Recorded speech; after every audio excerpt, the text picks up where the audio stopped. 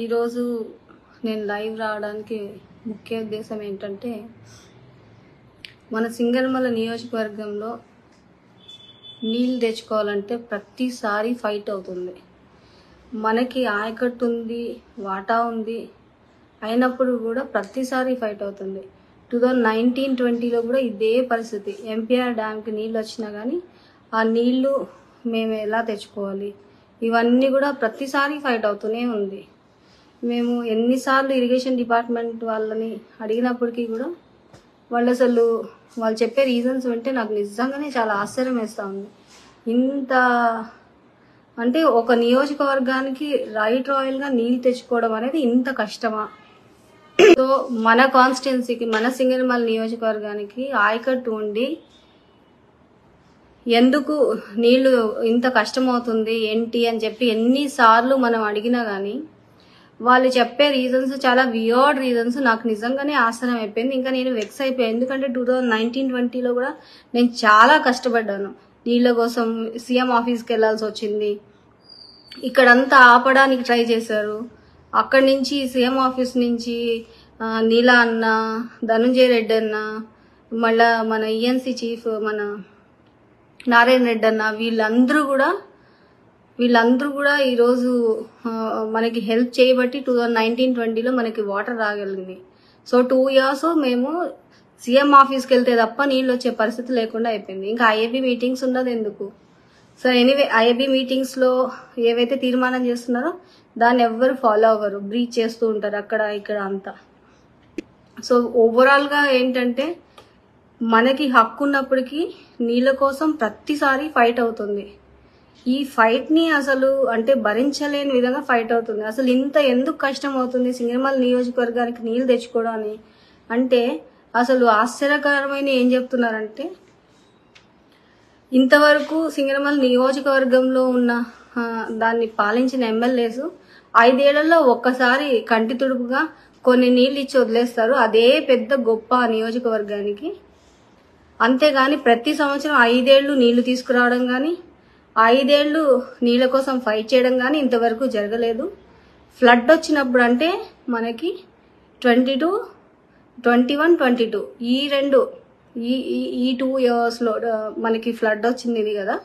Flood వచ్చినప్పుడు తప్ప మనకి నీళ్ళు ఇవ్వడం అనేది జరగట్లేదు. సో మన బాధ మనకి ఎవరికి అర్థం కాదనమాట. వాళ్ళకి నీళ్ళు ఎక్కువైపోతే పడేస్తారా, ఆ టైప్లో ఉంది ఈ రోజు వరకు కూడా. నీళ్ళ గురించి ఎవరికి ఫోన్ చేసినా చూద్దాంలే, ఇస్తాంలే. మన కాలువల మీద నీళ్లు పోతా ఉన్నారు. మన కాలువ మీద నీళ్లు పోయినప్పుడు కూడా మేమేం అడగకూడదు. ఇది ఎంతవరకు అసలు సమంజసం అనేది నాకు అర్థం కావట్లేదు. అలాగే నేను ఆశ్చర్యపోయిన విషయాలు కొన్ని ఏంటంటే, ఎస్సీ నియోజకవర్గం అంటే చిన్న చూపు.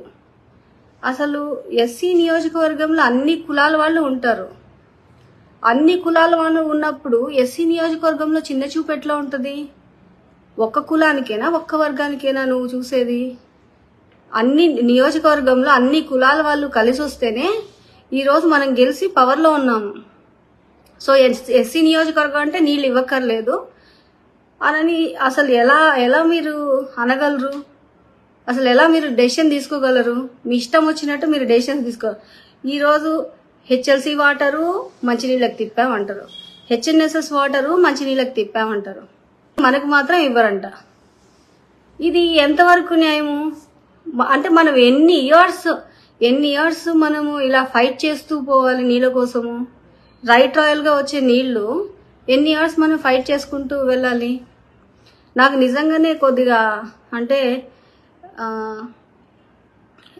ఇవన్నీ ఎందుకు జరుగుతున్నాయి ఇవన్నీ అని నాకు అసలు ఇప్పటికీ పెద్ద క్వశ్చన్ మార్క్గా ఉండిపోయింది. అంటే ఒక ఎస్సీ నియోజకవర్గంలో ఎస్సీ ఎమ్మెల్యే, అది కూడా ఫీమేల్, ఆత్మవిశ్వాసంతో ఉండడం తప్పు. అందరికీ అడిగిమడిగి ఉండాలి. ఎవరో ఈగో సాటిస్ఫై చేయడానికి వాళ్ళ కాళ్ళు పట్టుకోవాలి. నీళ్లు రాకపోయినా మాట్లాడకూడదు. మాట్లాడితే పెద్ద నేరం, అది చాలా చాలా పెద్ద తప్పు. సో ఈ 5 ఏళ్ళు నాకు ఒక అవకాశం ఇచ్చారు పబ్లిక్. దాన్ని నేను సద్వినియోగపరచుకోవాలనుకున్నా. ఈ 5 ఏళ్ళ తర్వాత ఏం జరుగుతుందో ఇవన్నీ తర్వాత ఆలోచించాలి. మరి నాకున్న ఈ 5 ఇయర్స్ టర్మ్ లో ఎన్నిసార్లు నన్ను ఇబ్బంది పెట్టారు, ఎన్నిసార్లు నేను వాటర్ కోసం ఫైట్ చేయాల్సి వచ్చింది. అసలు నీళ్ల కోసము ఐఏబీ మీటింగ్ లో మనం డిసైడ్ చేసేది పోయి ఏకంగా సీఎం ఆఫీస్కి వెళ్ళి నీళ్ల పంచాయతీలు తేల్చే స్టేజ్కి వెళ్ళిపోయింది.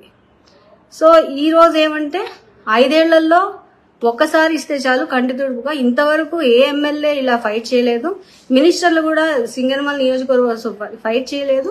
ఇలాంటి మాటలు నా తోటి ఎమ్మెల్యేలు అలాగే ఇక్కడ ఉన్న ఎంతో మంది అధికారులు చెప్తుంటే నాకు ఆశ్చర్యం అనిపిస్తుంది. అంటే ఇప్పుడు ఎవరో చేసిన దాన్ని నేను ఫాలో అవ్వాలి, నేను ఇలా రూల్స్ మాట్లాడి ఫైట్ చేయకూడదు, ఇలాంటివి ఆలోచిస్తున్నారంటే నాకు నిజంగా ఆశ్చర్యం వేస్తా ఉంది.